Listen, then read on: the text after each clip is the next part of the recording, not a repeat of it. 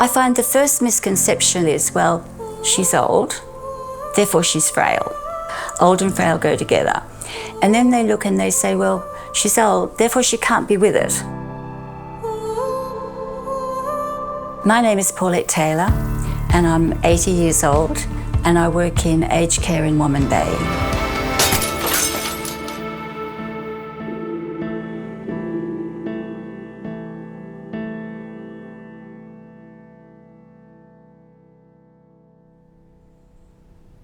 I was at the Sydney University, and I'd heard about this really cool aged care placement with someone that was very passionate about aged care. And so I called up the uni and I was like, I want to talk to this person. And on first day on site here at Woman Bay, I met Paulette and just felt like it was coming home. Slim, active lady who can do almost anything as far as dancing and exercises and things like that. She's very, very attentive and very kind. She keeps at us, encouraging you. Always. Well, our brief is really to decrease falls. When a new resident comes to the village, our physio will interview them and then work out whether they would like to come to the gym. And then we also ask about their goals. She knows the resident down to their families' names and their children's names and what their interests in the past were. And then she merges those two things together and implements their physio program. When I first married and moved to Canberra, my then husband was working at the ANU, and we joined up with the caving club. It took us 7 years to survey all the caves from Canberra to Jenolan. We led a very outdoor life. I have a history of naturopathy and a history of exercise. I'm always on websites, webinars, researching health and healing. So health and healing and exercise has been just a part of my natural life. I live in an over 50s village, and I happen to be on a committee. We're known as the village people, and very proud of it, aren't we, Sue? Yes. Yep. We get together quite often. We run an activity every Friday night. So we have live music, we have a meal, and we dance. A few years ago, my daughter passed away, and I fell into a very deep, dark hole, and I didn't feel family and friends really understood. I felt like they wanted me to get on with life, and I couldn't. I realised, well, if you're here, this has to be a purpose.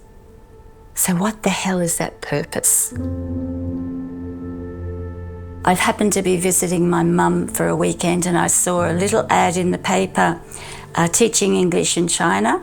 So I decided to go to China. I was teaching in Shenzhen University. Towards the end of that year, I had a dose of SARS.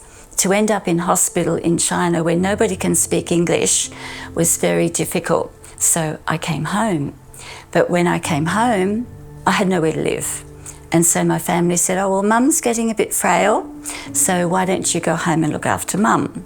Which I did for 8 years. It was a privilege and an honour to look after my mum. Her husband, the age of 30, had a major stroke. She nursed him at home for 50 years. Mum showed me what resilience was all about. Mum showed me what hard work was, to never give up. But at the age of 94, she fell and broke a hip. So we had to find a place for Mum, and we found Woman Bay straight away. But because I'd been with her 24/7 for 8 years, she wanted me there all the time. So I became a volunteer. And then when Mum passed, I didn't realise it until after she'd gone, really, what an influence she was or has been in my life. Now, I've been permanent working in aged care for 7 years. I love my job. I love working in the gym. I love seeing residents who come in that are not as mobile, and I see them getting stronger. Therefore, generally, they're feeling better in themselves. Well, I think Paulette's a darn good teacher. Yeah. I notice that when I'm doing exercises, or anybody else is, she's watching all of us, and if we stumble a little bit, she'll notice that and change the exercises to suit us. I think it's Paulette's care and attention. And apart from all that, I love it. So I'm always trying to watch and make sure that I'm getting the best out of the residents with their exercises. I thought she might have been 65 or 6, something like that. 76. Oh, I'd have to say 60. Yes, I guess it was a milestone, my 80th birthday. And my birthday actually fell on a work day. So the residents and the staff gave me a beautiful morning tea. Absolutely shocked. I was like, I don't know if that's because she doesn't seem that or act that age. A lot of the residents didn't know how old I was. None of it very hard to believe at that time was what she does and how she looks after us all. Never seen that before. I guess age is a superpower when you're looking after seniors because immediately there's a bond. Ice boxes instead of fridges, old Outback loos. We relate to how life was. They're not residents. Well, they are because they're residents. They're my friends. The banter. It's fun. But she just nags at me, that's different. We sort of enjoy that part of it. I think one of my favourites would be what I call my smashing bloke. He's 102. And just very recently, I went over to him and his knees were cold.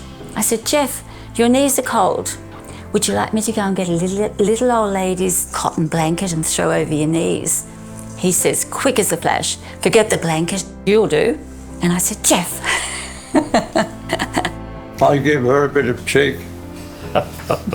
And she takes it very well.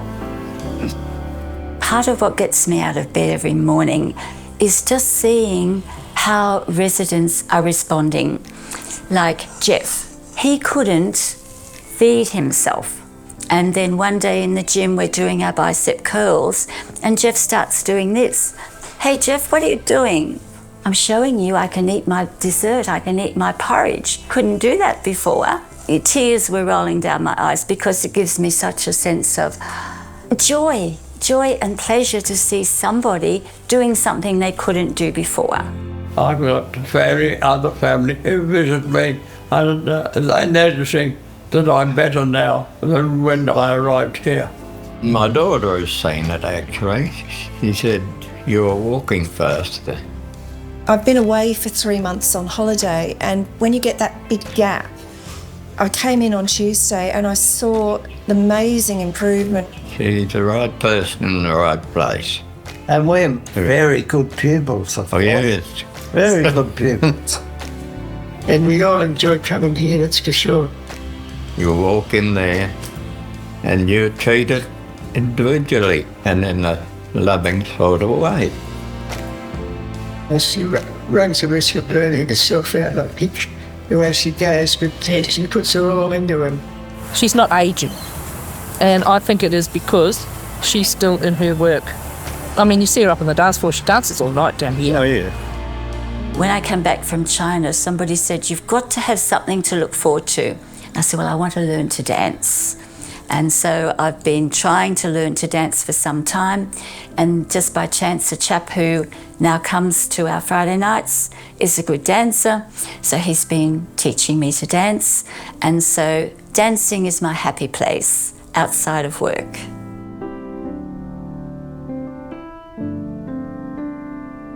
Age doesn't seem to be a factor with Paulette. And I think that as you get older, perception of what you should or should not be doing based on your age provides a hurdle that you're not willing to even attempt to jump over. That Paulette, I don't even think she acknowledged that that hurdle was there. 65, you're supposed to retire. That's the normal idea. I was still working at 60. So people would say to me, well, when are you going to retire? And I used to think, 80 sounds a good number. But now I'm 80. I would go crazy if I wasn't working. But it seems like a lot of the younger ones know it all. and therefore a lot of our ideas and opinions are just simply disregarded. The future of aged care at the moment is in dire straits because we just haven't got the workforce. There is a wealth of people out there who have done amazing jobs in the past who could come in, but they're older. So we've got to have a change of attitude. I don't think you really have much to lose by giving those people an opportunity. And Paulette's a perfect example. We've all had previous lives, you know, so there's a lot of life experience that is untapped, really. I believe the world needs a lot more Paulette Taylors. I mean, she didn't have to be here.